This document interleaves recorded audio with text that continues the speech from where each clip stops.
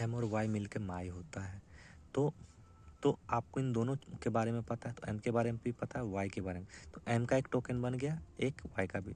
Token क्या होता है? Smallest unit of a program, ठीक है। तो या वर्ड्स या सेंटेंस, ठीक है। तो इसी तरह ये टोकन, वर्ड्स का एक टोकन बना लिया। लोअर केस अपर केस, मतलब सबको एक लोअर केस में, अपर केस मतलब स्मॉल और कैपिटल, ठीक है। उसके बाद स्टॉप वर्ड और रिमूवल वर्ड। स्टॉप वर्ड ऐसा वर्ड जो मतलब जनरली आपको स्टॉप, सेंटेंस को स्टॉप करने उसको इसमें इस्तेमाल होता है।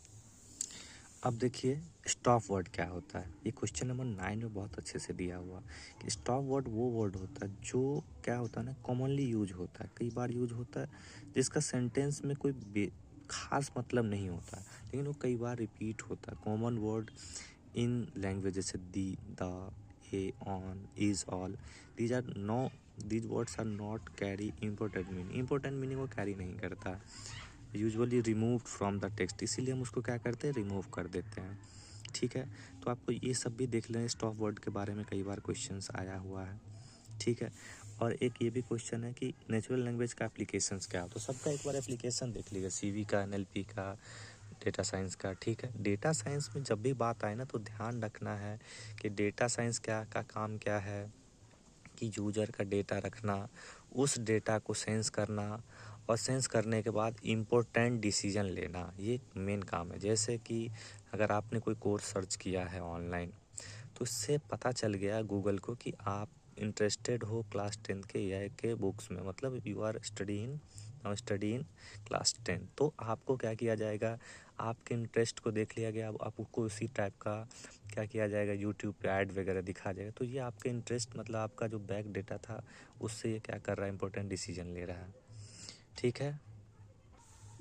ये पिछली बार पूछा है कि स्क्रिप्ट बोर्ड क्या होता है, स्मार्ट बोर्ड क्या होता है। हो सकता है इस बार ना भी पूछे, लेकिन तभी ये इंपॉर्टेंट है, इसको एक बार देख लीजिए, ठीक है। वेक्टर टेबल क्या होता है, उसको भी एक बार देख लीजिए, इसे भी देख लीजिएगा। Difference between stemming and lemmatisation, ठीक है। बाद जो बड़े क्वेश्चन में पूछा जाता है कि what are the steps of text normalisation, मतलब किसी टेक्स्ट को, एक वर्ड लिखा गया या एक सेंटेंस लिखा गया या एक स्पीच लिखा गया, उसको आप कैसे नॉर्मलाइज करो, कैसे उसको अंडरस्टैंड करने के नॉर्मलाइज करोगे, उसको कम करोगे। तो क्या है ना, सेंटेंस है उसका कुछ स्टेप्स वगैरह हैं, उन स्टेप्स को देख लें। जैसे रिमूविंग और stop word, special character, numbers, इन सबको हम रिमूव करेंगे।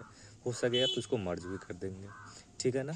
जो भी रिपीटेड कॉमन वर्ड्स हैं, कई बार रिपीट, उनको हम रिमूव कर देंगे, जिसका मीनिंगफुल सेंस नहीं बनता है, ठीक है। उसके बाद स्टीमिंग मतलब क्या हो रहा है कि जैसे मान लीजिए वांटेड एक वर्ड है, तो वांटेड किससे बना, वांट से बना है, तो हम ईडी को हटा सकते हैं, उसको इसी को कहते हैं लिमिट स्टीमिंग, ठीक है। आप इसको एक तरफ देख लीजिएगा। उसके बाद सबसे इम्पोर्टेंट ये भी देख लीजिएगा, ये TF IDF, इनको पूछा जाएगा, आई क्या एफ क्या है, ऐसे तरह से पूछा जाएगा। उसके बाद क्या है, ये क्वेश्चन सबसे अच्छा है, जिसको समझ में आ जाए तो डॉक्यूमेंट बनाना है, कि कैसे हम वेक्टर टेबल से कैसे हम डॉक्यूमेंट बनाएंगे। एक बार हम थोड़ा सा बता देंगे, जैसे देखिए वी, जैसे document 1, document 2, document 3, document 4। Document 1 में वी कितनी बार आया है, तो देख लीजिए एक बार आया है।